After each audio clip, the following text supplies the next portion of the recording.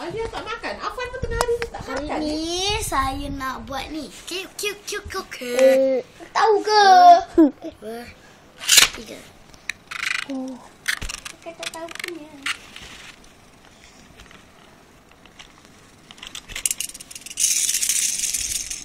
Hebat. Tapi lemah.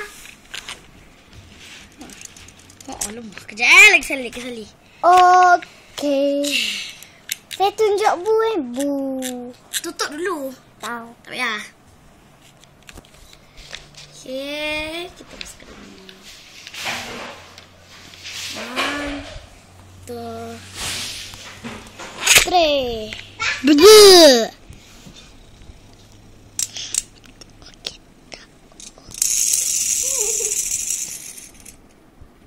Okey, lihat. Kamu lihat. Hebat. Semua orang boleh buat. Kenapa orang tak boleh buat? Jangan. Mesti abang makan kanan dia pergi. Habis pecah.